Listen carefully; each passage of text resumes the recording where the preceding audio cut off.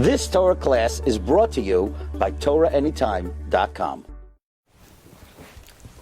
Okay, good morning everyone. Bruchim habayim. Chaverim, Yedidim, how's everybody doing? We have a very important topic today. Before we begin, I want to welcome all the Koilel Agra de Pirka. By the way, am I going on the phone or no more? I don't think so. Everybody left. They must be coming here. Okay. Bruchim habayim to the Koilel Agra de Pirka. B'chol Mekayim Shehim. A few public service announcements. Firstly, we're now soon we're going to be launching a campaign, Bez Hashem, for our new Beis Medrash and Torah Center. If anybody would like to be mishtatef before the campaign becomes official in a few weeks, and to be among the Asar Rishonim, there are a number of dedications that are available. If you could help us out, then Tavei Aleichem Bracha. And today's topic, we're going to talk about the Yemei HaSfira, but in a new light that maybe we've heard little inklings about, but we're not completely familiar with. And we're going to learn that the history of Sfira may not be as ancient as we may think. Of course, we know that the source of Sfira is mentioned in the Gemara in Yevamos and Daf Samach Beis, that Rabbi Kiva had 24,000 students and they all passed away between Pesach and Shavuos. But there's another aspect of Sfira which is not as known and focused on, and it's worthwhile to study it. The Ramah in Orach Chaim Siman Reish Pei Daled Siv Vav. The Ramah tells us that the minhag is to say Avarachamim. And when do we not say Avarachamim? It says the Ramah, every day that we don't say Tachnon, any day that we don't say Tzidkascha, we don't say Avarachamim, or when there's a Chasana, or when there's a Mila. And when you're Mavarech the Chodesh, there's some places they don't say when the Mavarech the Chodesh. Most shuls today, on Shabbos Mavarchim, they do not say Avarachamim. However, says Ramah, Malvad Bimei HaSfira, except for in the days of Sfira. Why the days of Sfira? Because the Magen Avram says there were Gzeiros during that time. So in the days of Sfira, then even Shabbos Mavarchim, like this past Shabbos, normally Shabbos Mavarchim we would not say Avarachamim. This past Shabbos we did say Avarachamim. And even if there's a Mila, the Magen Avram says, and even if there's a Chasana, because Chodesh Nisan in general we don't say Tachnon, yet we still say Avarachamim. However, Shabbos Rosh Chodesh Iyar, then we wouldn't say it. Now you read the Magen Avram, you say, oh yeah, the Gezeiros, what Gezeiros? I don't know, the Talmidei Rabbi Akiva. Says the Machzas HaShekel, no, not Talmidei Rabbi Akiva. Gezeiras Tatnu, the decrees that are known as Tatnu, which is 856. The year 856. 4856 of the year 4856 of the Jewish calendar, Tatnu, or of the secular calendar. That's the year Tatnu is.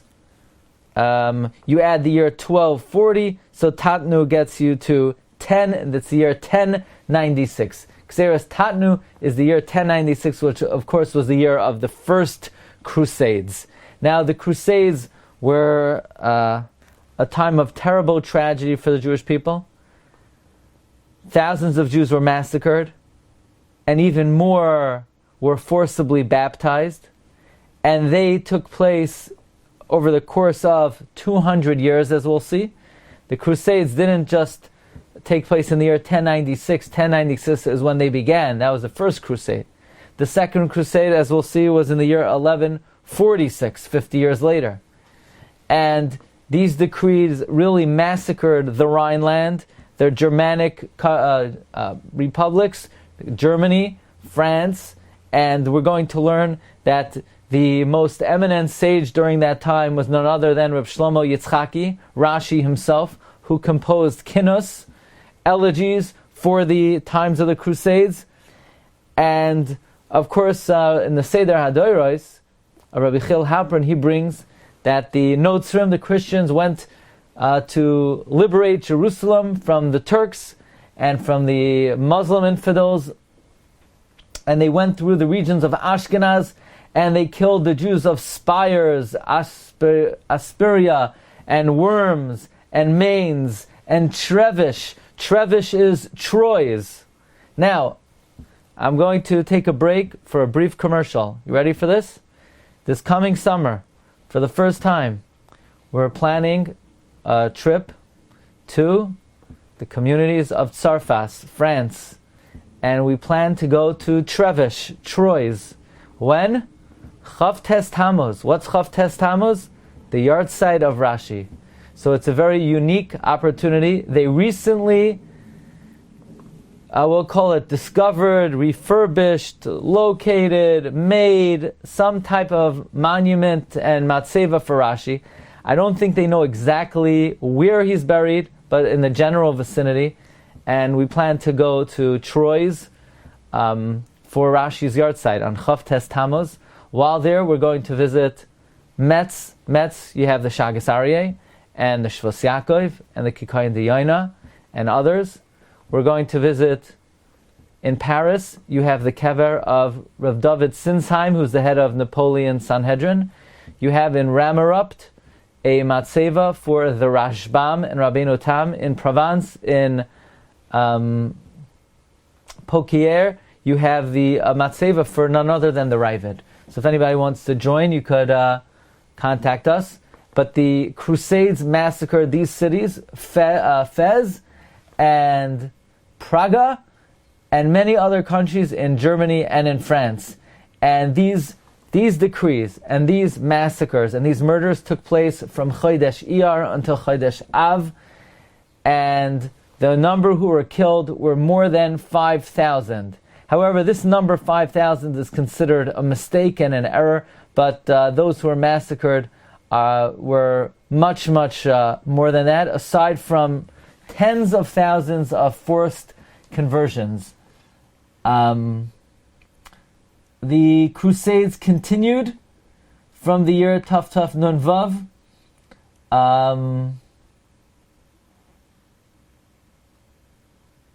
In Germany, in France, in Bohemia, in England, in Italy, in Ungarn, many, many kilos were killed al Kiddush Hashem. And there were very few survivors. In fact, the story goes, here you have, the Shlach Kodesh says that the Hanaragim Hanetbaim were more than 5,000. It's a Tas Sofer, says Rabbi Chil Halperin, because it was more than, it was many, many myriads. There is an ancient tradition that in the city of Metz, they saw 3 old men in the street who were crying out, Yiskadel v'Yiskadesh. And they asked Reb Shimon HaGadol, the Av Bezdin, what's going on? Who are these old men? And he revealed to them, these old men were none other than Avraham, Yitzchak, and Yaakov. They're warning you of the impending decrees. They've commissioned Ashmedai, king of the demons, to go to war on behalf of the Jewish people. And lo and behold, they found that Ashmedai himself was killed by the Crusades. This is the legend. And they had a tradition that if the blood of the Jewish people are spilled in the street, if it's red, then it will be okay. But if it's green, then you've got problems. And the blood was not red. So this was just to give you a depiction of the devastation of the time. Again, what the authenticity of such a legend is, I can't tell you. It is recorded in the Seder HaDoros, but it does give you a picture of the tragedy and the confusion and the darkness of the time. Now, just to get a historical perspective, I want to share with you, there is a well-known tshuva in the Marshal, in Siman Chavtes, that traces the tradition of Mesorah in the times of the Gaonim to the Rishonim. The penultimate Gaon, the second to last Gaon, was Rav Shrira Gaon. And he gave over the tradition to Rav Hai Gaon. And then the Rishonim began in the year 4800, approximately 1,000 years ago, with Rabbeinu Gershon and Rabbeinu Hananel. That was the beginning of the era. If I could ask everyone to please mute. With began with the era of the Rishonim with Rabbeinu Chananel and Rabbeinu Gershon. Rashi, in fact, had the ancient handwritten manuscript of Shas from Rabbeinu Gershon, and Rashi was born in the year 4800. So the era of the Rishonim began in the year 4800, and Rashi was nifter in the year 4865. Rashi lived 65 years. Most Ashkenazic Jews come from Rashi. 80% of Ashkenazic Jews come from Rashi. There were very few Jews back in the Ashkenazic Jews back in the 11th century, about 10,000, and they all trace back to about 5 families. So almost all Jews come from Rashi. Rashi was from the year 4800 to 4865. The Crusades were in the year Tatnu, which is 4856. So Rashi was 56 years old at the time of the Crusades. Rashi survived the Crusades, and Rashi passed away about 11 years later. Now, in the Seder Hadoros, you'll see he brings down the year Tuf Kovav. That was the year of the Crusades, that the Christians went up to liberate Yerushalayim from the Muslims, and it lasted for 200 years. Again, the second crusade was in the year 1146. Now, interesting shaila, it's brought in the Sefer Shal Shachos Beis Mordechai Fogelman, who, by the way, was the father-in-law of Rabbi Yisrael Meir Lau, former chief rabbi, and he was a rabbi in the city of Motzkin. He originally came from a city where my family hails from, in Poland, the city of Linschitz, where the Malbim wrote his commentary. And Rav Fogelman was asked, what about writing, are you allowed to have a Hachnosas, Chanukas Habayis for a shul in the days of Sfira? So he responds by telling us some interesting history about the days of Sfira. He says, the minhag is not to get married in Sfira, but we don't find anywhere that you're not to have a Chanukas Habayis. Even the minhag of not getting married during Sfira, it's not mentioned in Shas, it's not mentioned in the Medrash. Even the Rambam doesn't mention it, because the Rambam only mentions minhagim that are mentioned either in the Mishnah, the Tosefta, Shas, Medrash, but he doesn't bring in later minhagim, unless it's a takana of the Goinim. Like in Hilchas Ishus, Perek Tezayin, he brings one of the takanas of the Goinim. But the Goinim, the later Goinim, were Koiveya, the days of Sfira, days of Avelos, just not to get married. Now Rav Fogelman says, whatever mourning was legislated because of the students of Rabbi Kiva, it was magnified because of the decrees of the Crusades. Because I just want to share with you, in other words, when during the calendar did the Crusades take place? So, interestingly, in Kinnah Chaf Hei, which is one of the kinos of the Crusades, it gives us the dates of the various tragedies of the Crusades. It says, "V'afa pa yizlu mayim dem al hagira, my eyes stream with tears. Akone mar alei haruge ashbira." When I mourn the slain of Spires. So Spires was one of the communities that was really hit hard in the Crusades. Basheni, Bishmoina Bay, in the second month, Iyar, on the 8th day. B'yoim Margoya, on the day of rest. Chukra, my rest was Margoa Nechlafu Lavira. On my day of rest, it was transformed into a conflagration. Nehergu Bachure Chemed Vishishe Hadara. Murdered were the young men, the precious young men, and glorious youth. They gave up their life al Kiddush Hashem. Giboirei Koyach Oisei Dvarim Lamahara. Kohanim, they're all slain.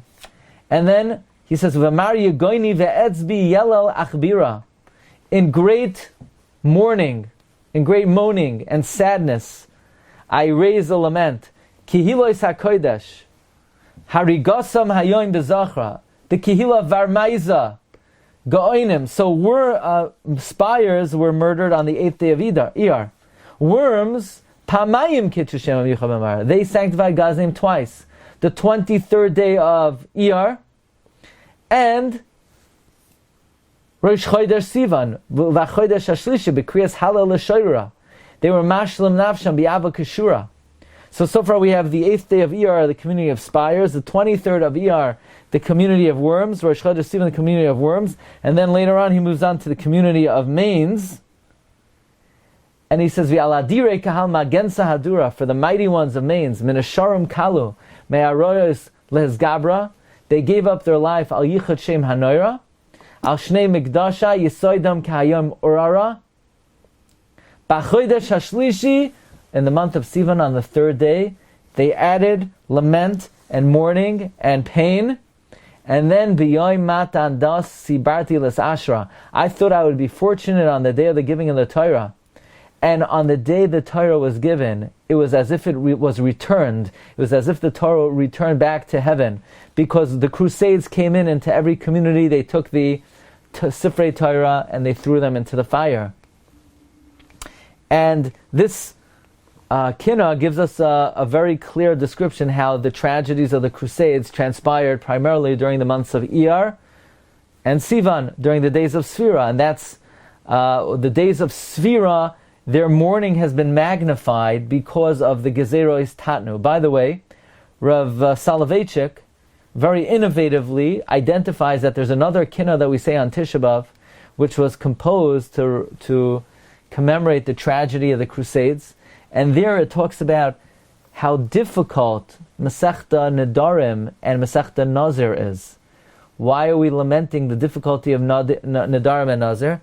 The answer is because we know Rashi did not write on Nedarim and Nazir. We don't have Rashi on Nedarim and Nazir. And had the Crusades not happened, then likely a great Rishain would have arose, who would have been able to explicate Nedarim and Nazir and clarified these difficult subjects. But because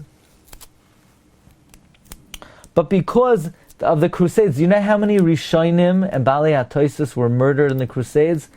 Hundreds and thousands of the Balei HaTosfos during this time of the year, during the Yemei Sefira, during Chodesh Iyar, during Chodesh Sivan, were murdered in the Crusades, and therefore Masechta Nedarim and Masechta Nazir remained almost a closed book to Klal Yisrael because we were not Zoicha to have a Rishain to explain it to us. So I want to go back now. By the way, there is a Kina that we say on Yom HaKippurim that was composed by none other than Rashi himself to lament the tragedies of the Crusades. Right before the Eila Ezkara, we have all those piyutim, some of them go Aleph Beis Gimel, some of them go Tashrak. Well, the Maharshal brings that one of those kinois were composed by Rashi himself, and when I say the words, it will probably ring a bell. Ta'anois tsarois loy nuchal. Right before the Eila Ezkara, we say, Ta'anois tsarois loy nuchal. That was composed by Rashi, lamenting the endless tragedy of the Crusades. Ta'anois tsarois loy nuchal. So now, I want to share with you, Av HaRachamim was composed to commemorate the tragedy of the Crusades. L'zeicher hachurban ahu chayveres tfilas Av HaRachamim ne'ameres ha'idei Ashkenazim on Shabbos after Kriyas HaTorah.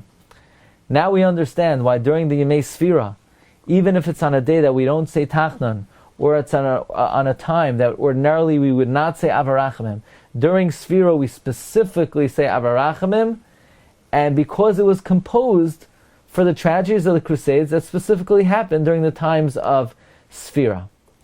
The Aruch HaShulchan tells us explicitly that all the restrictions between Pesach and Shavuos are not only because of Talmidei Rabbi Akiva. He says, "Va'oid ro'inu she'ikre yemei ha'gzeros b'shnois me'os sha'avru b'tzarfas v'ashkenaz," were during the days of the Sefira, as there are piyutim that were composed by our Kadmonim for those Shabbosos between Pesach and Shavuos, which are full of kinos, and that also contributes to the tragedy of the Yemei HaSefira. And the Sefer Safra Chadata brings that these tragedies continued for 200 years. Also in the Rishonim, a student of the Rekeach, he brings that not only is it a Yemei Din because of the tragedies of the Crusades, but the restrictions of not taking a haircut and not getting married, and the other restrictions of Sefira are not only because of the students of Rabbi Akiva, but also because of the tragedies of the Crusades. So, as we are Zahir not to take a haircut, not to shave during this time, it is appropriate to remember all the great Rishonim who unfortunately were murdered during this time of the year. And we're going to mention some of their names. Many of them are not known or not recognized or never even, most people are not familiar with. So hopefully by mentioning their name it will be Yale Zechronam Lefanav L'Taiva. There's an amazing Taz. The Taz discusses that there's a difference. Again, I don't know if this is widely observed, that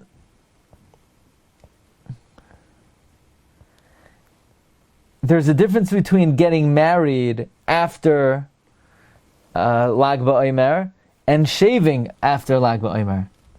So the Taz says that after Lag BaOmer, the students of Rabbi Akiva did not die. Nevertheless, many people still observe some Avelos after Lag BaOmer. Why? But the Talmid of Rabbi Akiva only died for the first 33 days. The answer is, says the Taz, because Sefira is not only about the students of Rabbi Akiva. Sefira is also about the Gzeros Tatnu. And the Gzeros Tatnu, as we know, continued throughout Chodesh Iyar. So the Gzeros Tatnu was, as the Kina records, the 8th day of Iyar, the 23rd day of Idar, Rosh Chodesh Sivan, the 3rd day of Sivan, Shavuos. So just because certain customs of Avelos are not observed after Lag BaOmer, others are, and therefore just because you may or may not get married after, it doesn't mean you could take a haircut, because there are elements of Avelos that continue to be practiced after Lag BaOmer, because there's sort of two dimensions to Sefira. There's the dimension of Talmid Rabbi Akiva, and there's also the dimension of the Gzeros Tatnu. Now this brings us to a very interesting halachic point. There's a lot of confusion regarding making a shechianu during the days of Sefira. Are you allowed to buy new clothing during the days of Sefira? Are you allowed to make a shechianu during Sefira? Are you allowed to make a shechianu on a new fruit? There's a lot of confusion. Ask most people, they're not really sure. So I'll tell you right off the bat. You're allowed to make a shechianu during Sefira. Are you allowed to buy new clothing? You're allowed to buy new clothing. That is the halacha. But that's not necessarily everyone's practice. So let's study that. The Baal Chavos Yair, Rav Yair Bachrach, he brings that wearing a new beged, I did not find an Isser. However, some people refrain from wearing a new beged during Sefira.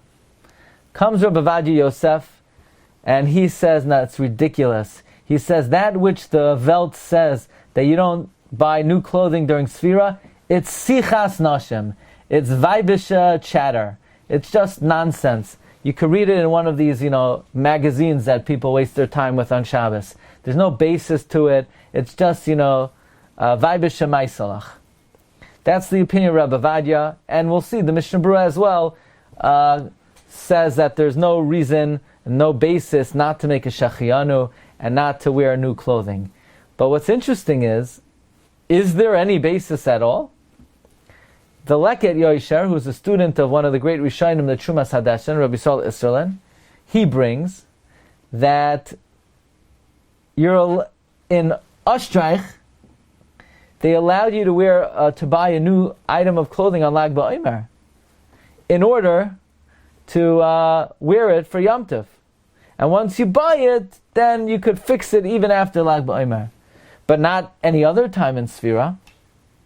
And to wear a new hat, he did not allow during the times of the Oiver, even if he didn't have one. So the Leket Yoisher seems to be quoting Rav Isserlin, the Trumas Hadashan, that there is a custom not to wear new clothing during the Omer. Now he's not talking about shechianu per se, but he seems to say that there's a custom in Ostreich not to wear new clothing. So Rav Shmuel Felder, who's a Paisik in Lakewood, says, well, the Trumas Hadeshin is not a proof at all that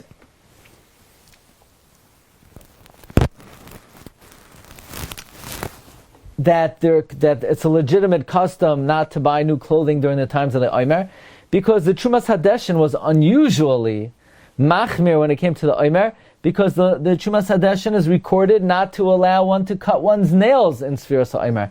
And that, lo shamanu me'olam, nobody ever heard you now to cut your nails during the times of Sefira. And so then the question is, okay, fine. So you want to say that the Trumas Hadeshin is not a proof to normative mainstream practice. Okay, that's great, it's not a proof. But what was the Trumas Hadeshin doing? Why was he according himself that way? But apparently the Trumas Hadeshin, he is from Germany. And in Germany, they were much more strict regarding the practices of Sefira than Jews anywhere else. Because since an element of Sefira is mourning the tragedies of the Crusades that happened in Germany, that happened in France, therefore the HaOmer of that region actually were much more strict regarding the prohibitions of Sefira.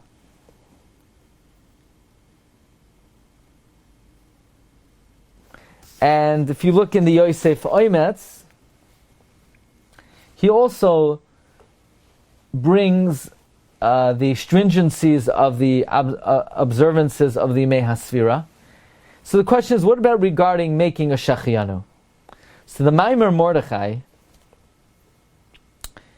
received the question, are you allowed to make a shachianu during the times of Sefira?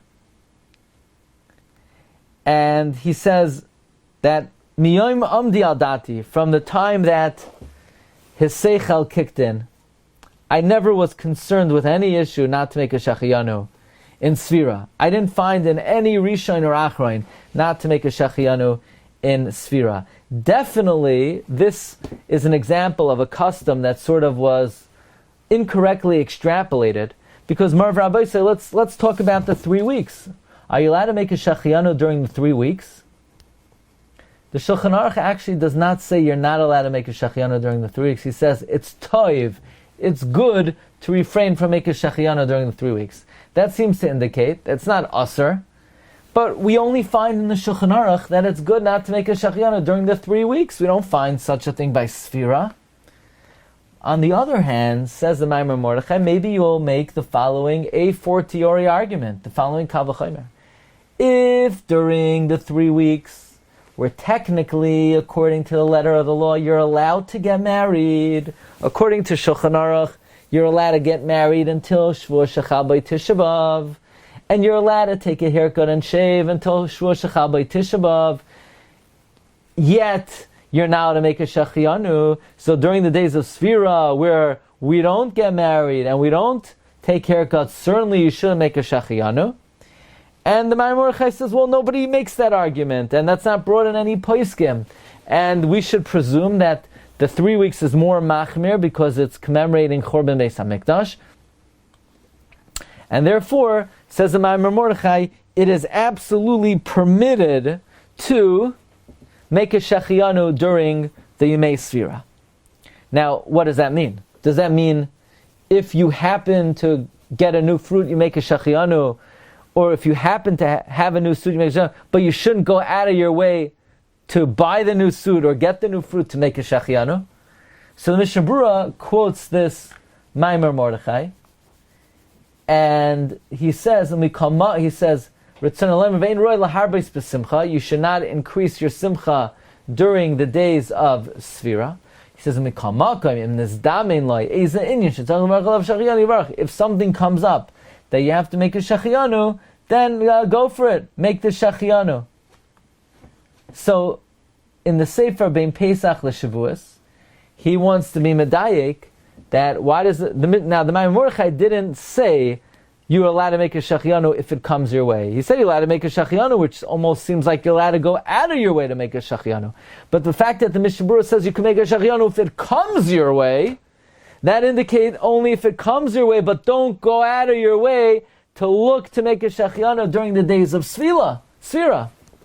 Well, says Reb Tzvi Kayin, he asked Reb Chaim Kanievsky, can we be medayek from the Mishnah Berurah that only if the Shechianu came your way, you could make it, but don't go out of your way to make the Shechianu. And Reb Chaim Kanievsky said, no, you cannot be medayik that from the Mishnah Berurah. He does not believe the Mishnah Berurah wrote that because to infer that you can only make the Shechianu if it came your way, but don't go out of your way to make the Shechianu. Be it as it may, the Mishnah Berurah, according to Reb Chaim, holds you're allowed to make a Shechianu. If you want to buy a new suit, buy a new suit. There's no issue whatsoever. But as we mentioned, some of the Chachmei Ashkenaz, here's another example, the Ikarei Hadat. He brings from the Pachad Yitzchak, not Rav Hutner, Rav Yitzchak Lampranti, that one should avoid making a Shechianu during the days of Sfira. Now again, the Mishnah Berurah says you're allowed to. So halachically you could do it. Me'ikar then you're allowed to. However, in the journal Tel Talpios, he brings that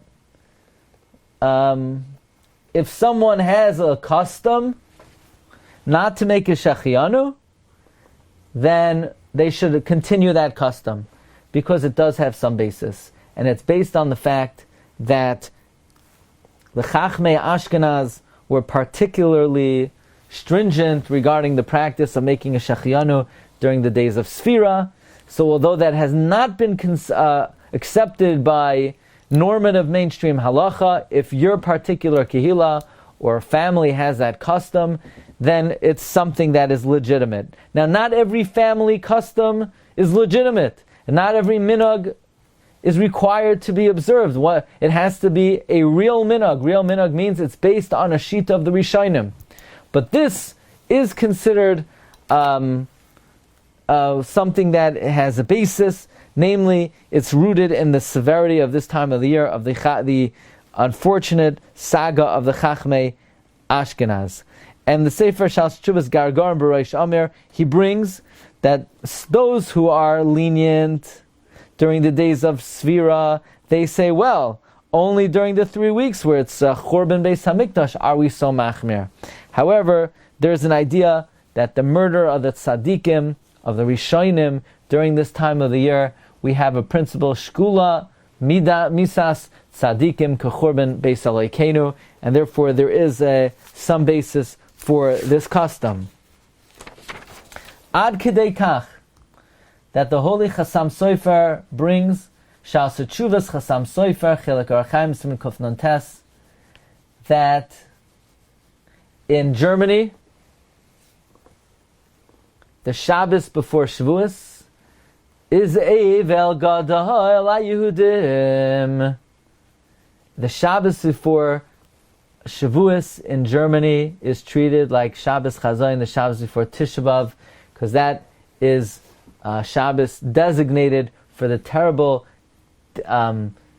catastrophes of Gzeres Tatnu, as Rabbi Koloinimus says in the Kina, Mi'iten Rosh Yimayim, even though he says, Ein lahoisiv mayed shevet haver ve'en lahakdim zois la'achra, tamsken ayom levasya ira.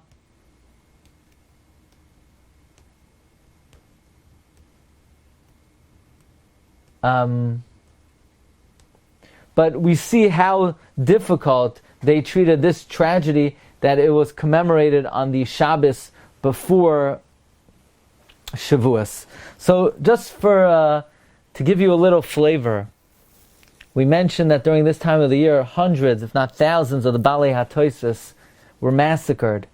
Many of them were not familiar with their lives, were not familiar with their names.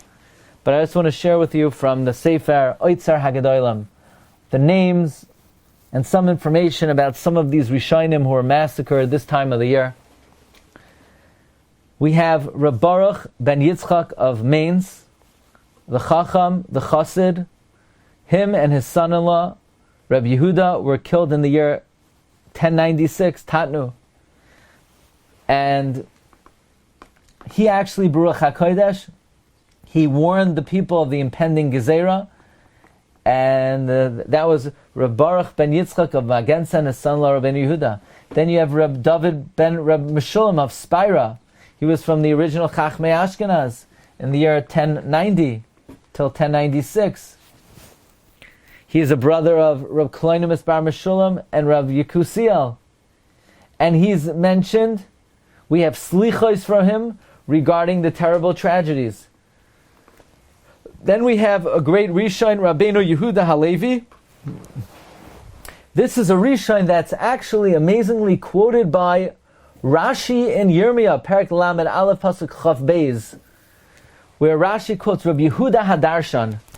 This Rabbi Yehuda Halevi, who was killed in the year Tatnu, he was a great darshan, and Rashi brings an incredible drush from him. Namely, the Yirmiyah says that God says to the Jewish people, why are you not running after me? Why are you not following me? So you'll say, well, because you're the woman and I'm the man, and usually the man runs after the woman and not vice versa. Says God, I'm going to create a new nature for you. I'm going to make I'm going to create a stir within you, a new nature. And I'm going to make you run after me. Nekeva tesoivev gever. And Rabbi Yehuda Hadarshan, who was killed during this time of the year, explains, God is going to ultimately give the Jewish people inheritance like a nekeva. How so? We know in the world to come, God gives every tzaddik, Shai Olam is 310 worlds. Well, now we understand why Eretz Yisrael is considered the land of the 31 kings. Lamed Aleph Melachim. Why? Because there's a din d'Rabbanan that a woman, as a Yerusha, gets a certain percentage, 10%. So 10%, we in this world are like a nekeva because we don't get all 310 worlds. Instead, we only get 31 worlds, namely Eretz Yisrael. Then you have Rabbeinu Yehuda ben Baruch Hagadol. He's from the Chachmei Shum. Shum stands for Shpires, Varmaiza, Magensa. He's quoted by Rashi in Chulin, Daf Mem Zayin. We have Rabbeinu Yehuda ben Avram. He was also killed in 1096. And then we have Rabbeinu Menachem.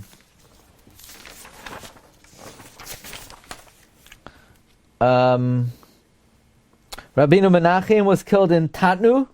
Him, his wife, Bela, his son, Reb David Alevi, Reb David's wife, Yehudis, among all the slain of Magensa.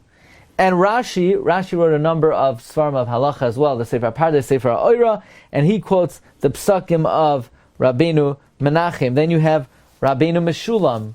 Again, it's just names of thousands of Balei HaTosfos who were murdered during this time of the year.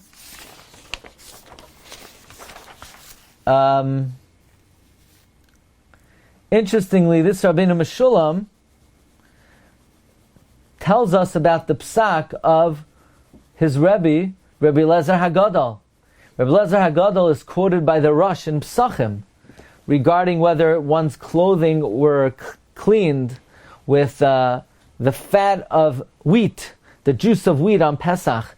And the Rosh brings the psak that Rabbeinu Meshulam brings from his Rebbe, Rabbeinu Lezer Hagadol. He too was killed in the Xeris Tatnu. What about Rabbeinu Kalonimus? Now, Rabbeinu Kalonimus is usually associated with Rome. He was from the Chachmei Roimi. However, he went for a certain reason to Worms. He was Marbitz in Worms. He was killed in the year Tatnu. And Rashi quotes him in Be'ah. Rashi says, I just got a letter from Garmaiza that Rabbeinu Kalonimus went to Varmaiza. Who is Rabbeinu Kalonimus, Rashi says, is Baki B'chol Hashas. And then you have Rabbeinu Shmuel. Again, this is just a few sprinkling of names. Rabbeinu Shmuel HaKohen Magensa, who he was mechaber the kinnos for the tzaris of that year,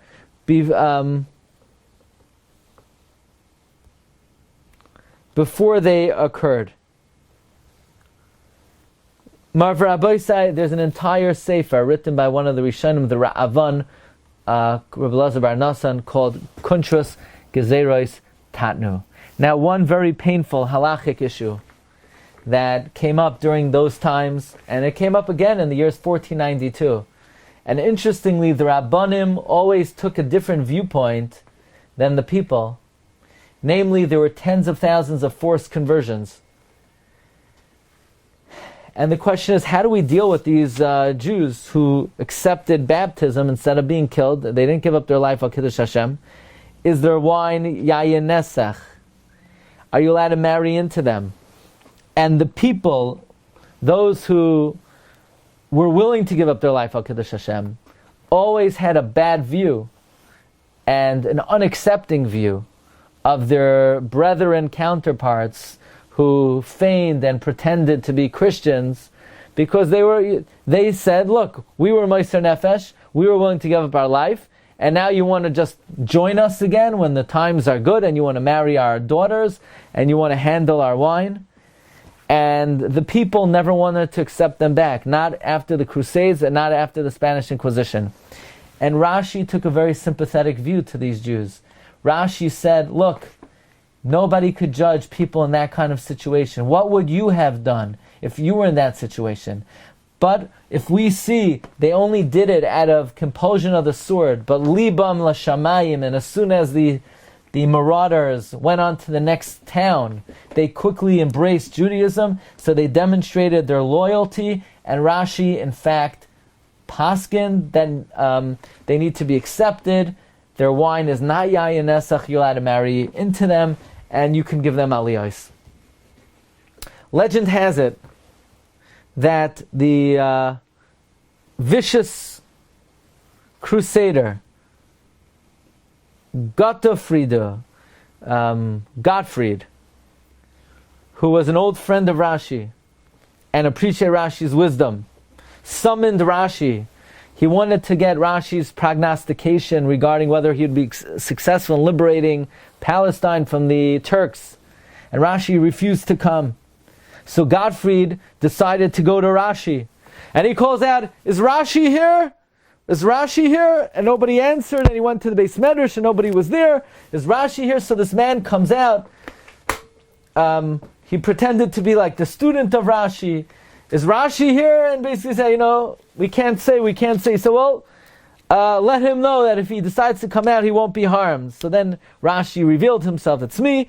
And the Gottfried said, you see, you just confirmed, I see what a chacham you are. And he said, you should know, I prepared 100,000 cavalry, 200 ships. I'm going to conquer Jerusalem. In Acre, I have 7,000 cavalry. And I am coming to defeat the Turks. Let me know, what is your opinion? Do not be afraid to tell me. And Rashi said, you should know, you will liberate Palestine, but you rule over it for only 3 days, and on the 4th day, the Ishmaelim will chase you out, and you'll come back to this city with only 3 horses, defeated. And Gottfried said, Rashi, if I come back with as many as 4 horses, you're a dead man, and so are all the Jews of France. And legend has it that in fact, he conquered Jerusalem, and he was banished, and he left with thousands of horses. But it took him a very, very long time to return. It took 4 years. And slowly, slowly, his horses began to vanish, to die, to be attacked. But he walks back into the city of Troy with 4 horses. And he remembered Rashi's prediction that he would only return with 3 horses, and he was coming back to kill Rashi. And it's just as he enters the gates of Troy, the gates of the city collapse, fall on one of the horses, kill the horse. And he went to beg Rashi forgiveness and to pledge his loyalty to Rashi, but by that time he had found out that Rashi had already passed on in the year 1065. In the year 4865. So the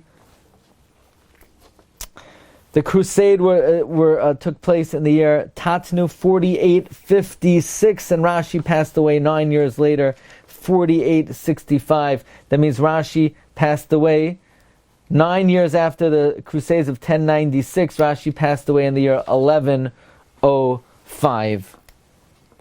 Well, the second crusade happened 50 years later. In 1146, Rashi is no longer alive. Rashi just said, passed away in 1105. Then it was not the era of Rashi's children, but Rashi's grandchildren, who the Ashkenazim consider the greatest of all the Rishonim, Rabbeinu Tam, who was a very wealthy man who had a palace and many attendants.